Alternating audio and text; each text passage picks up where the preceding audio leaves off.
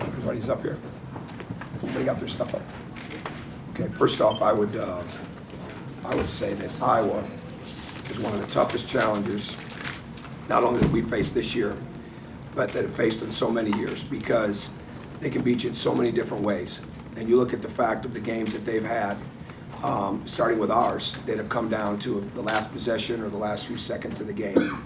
And I think that's what this league does. I think this league puts you in so many situations that you experience so many different things that you learn and you grow from it. And I think I will do the same thing. And we've had some of those same things happen to us this year. And I think that's one reason these guys are champions, is because they've responded to every experience and they've gotten better from it. And I think I was the same way. It is very, very hard.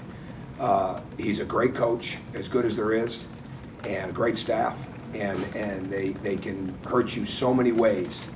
And what they do is they raise your antenna up on both ends of the court, and it's a mental challenge, because you've really got to be able to get back on them. And at the end of the day, you can't win if you don't rebound. And I'm not even sure what the numbers were close. I mean, they're really, really good. But our guys have they've responded all year, and that's the key. And so I'm not going to do a lot of talking in past tense or future tense. That the game tonight was really a lot like the rest of our season. There was a lot of different things inside of it, but at the end of the day, you've got to put stops together, you've got to make shots, and you've got to be connected. And that's exactly what they were. And we did that against a team that can do the same thing in the case of Iowa. And certainly we'll see much the same thing when we play Maryland on Sunday. As far as winning a championship with this group, I probably don't have I don't have all the words figured out for that yet. I just know it's an absolute honor to be with them every day, and it has been.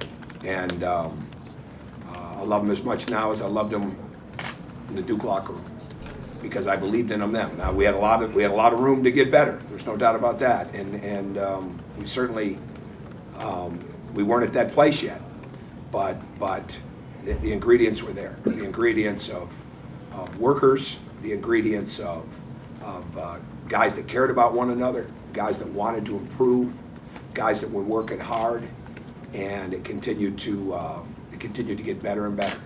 And the reason it got better and better is because they treat every day for what it is. And as corny as it sounds, they treat every day as the most important day they have. And they've shown that. Or I don't think we could win a championship in this league without it. They have not overlooked. They haven't stayed behind. They haven't looked ahead. They've been absolutely focused on what they need to do to get better that day. And hopefully we've got a lot more basketball in us, because I'm really enjoying being with them. So, go ahead. First question. I guess, how sweet is it just to win a title outright on the road, something you guys did 3 years ago? Well, I think, and they saw some clips of that today in a video, how we won that game. I think it is because it's the challenge of who you're playing. And, all we've done is play the game that's been on our schedule. Once the non-league games are up, then it's what the Big Ten gives you. And when you play Iowa like this and to beat somebody that we have so much respect for, I have respect for him on a professional level. I have equally as much respect for him on a personal level, he and his wife and family. And in the case of France, so to win like that, and when you respect, you feel for them too. So I really do. Those players at Iowa have put so much into it, and they've been great models of this league. I'm sure they've been great models of Iowa, but they've been great models for this league and for college basketball in the way that they play. And so to win a game like that against that kind of challenge, that's something that'll be even sweeter, much like it was that year when we beat Michigan when they had so much on the line. So when you're winning a title against a team that's got the same thing at stake, that's a big deal. They got some momentum late in the first half, and then I think second half you guys came out and scored 6 of the first 7 points. How big was it to come out in the second half and I guess kind of take the momentum? It was really important. I mean, it was going to be a 40-minute game. I mean, that's what you brace for, and all week long is we just got to win by 1, right? We just got to win by 1, and kept referring to the scoreboard. We either up, or it was tied, or we were down 1 or 2. Did we get down 2? Did we get down 3? 2. 2, right? So it was right there, right? And there was, what I liked is I think they were looking at me, and they didn't see any doubt in me.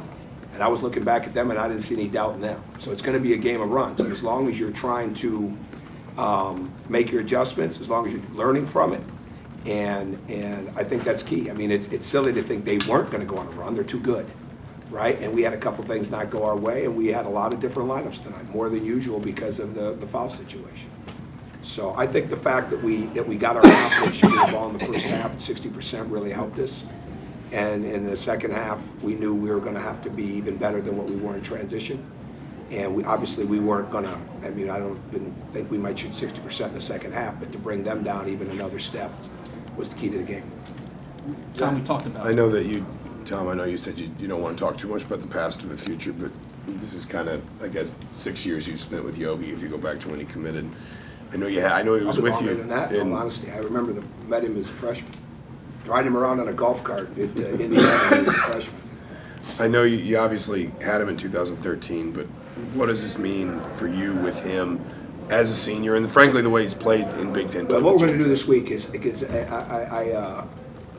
there's no way you're going to pull the Roy Firestone on me when we get back home, and so I'm not going to start it now. But we'll put out some quotes on this. I don't want to go down that road. But I will say this: what he has done, and you said this, I learned this. Matt Nover was actually at our practice yesterday, and came into the film room with us, and I didn't know this till last night.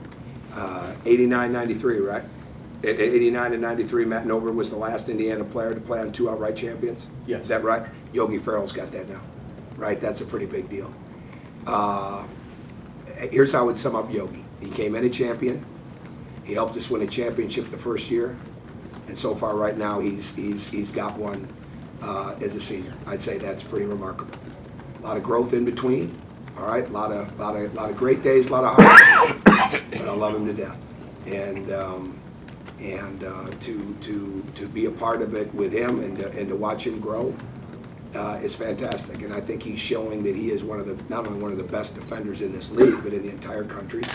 I mean, Peter Jock was averaging 25 in the previous 4 games. I think it was 20, but he had one span where he was averaging 25 in 3 games, right? And Yogi had the job of him tonight, didn't get a sub in the second half, did the things that he did. He's getting the other team's top guy, or one of the top guys, obviously, when it comes to a guard or wing position, every night. And he answers that bell. And the next thing is going to be, when this season's up, if he's not an NBA guard with a guaranteed draft spot and contract, somewhere, then I'm really losing my feel for what basketball's all about, because I think he's that good. But we've got time to get to that. But it is an absolute honor to work with him every day, because what he does is he brings his experience and his knowledge to his teammates. He makes the game easier for his teammates, and he studies the game at such a high level, and he works at the game at such a high level. He's continued to get better. He's a great example. Tom, you've talked about how you don't expect one person to fill the role of Rob, but it seems like these last couple games, Nick's really stepped in. How much has he just sort of eased that transition to playing? Oh, Nick just keeps getting better and better. And there's nobody that I'm more anal about with his shooting, his footwork and things like that. And look at him tonight, with the moving off the dribble, got shots in the lane, because he works at it. And so Nick and Max did something, obviously. I mean, he's the only guy that's won 2 Big Ten championships, 2 different schools, right? And that's pretty big too. So those guys have continued to get better, and Nick has done an excellent job. And we had to feel our way out that first half at Illinois without Rob. And hopefully he'll be back soon. I mean, it's an ankle sprain, but we can't rush it. I mean, it's a sprain, so we've got to keep dealing with that.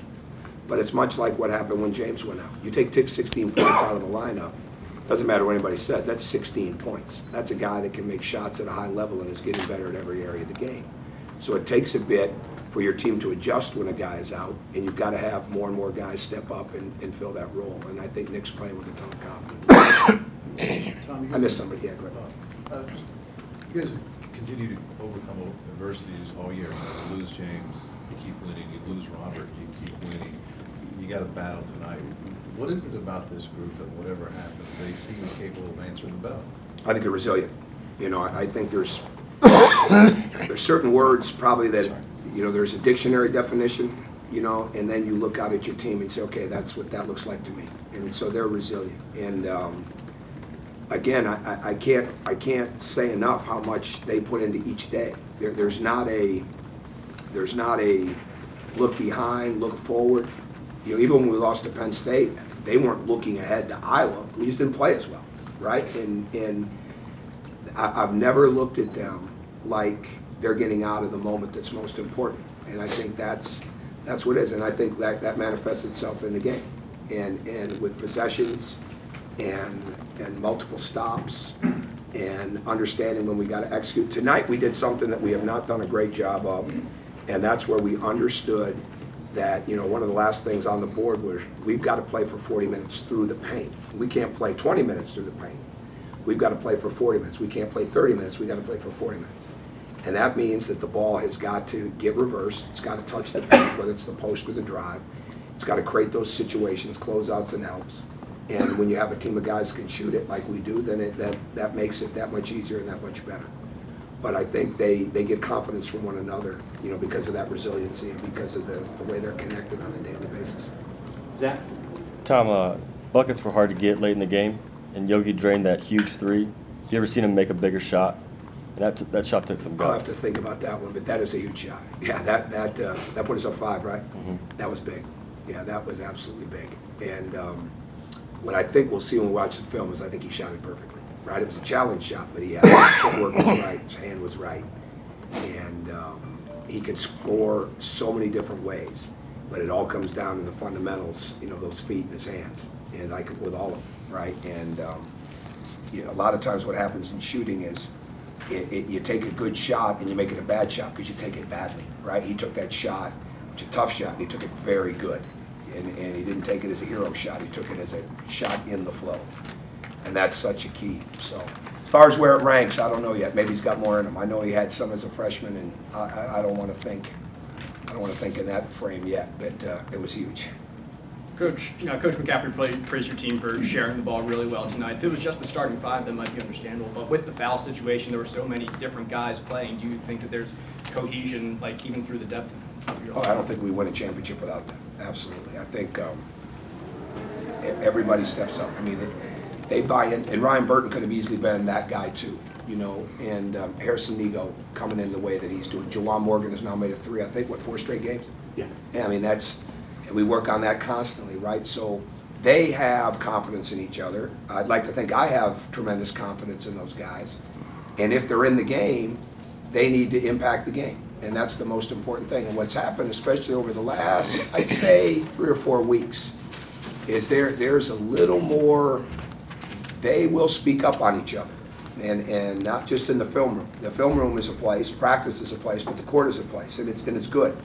You know, when you're connected like that and you care about one another, you take that in a good way. There's not, well, why are you getting on me? You know, when you don't know each other real well, it's real easy to have it be the other way. And we probably went through a little bit of that early in the season. But we just weren't, you know, we weren't experienced enough. We weren't healthy enough with a guy like Thomas, you know, early in the season.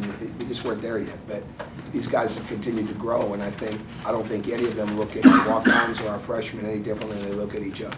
I mean, when it comes to the upperclassmen, they've done a great job of believing in one another. Tom, any update on Jawan? Did he break the shoulder? No. We've been down that road with him, so I don't know the severity of it. It's not the first time that's happened for him. So he was in a lot of pain. He was in a ton of pain, and so it's a good thing we're not playing tomorrow. But we'll find out.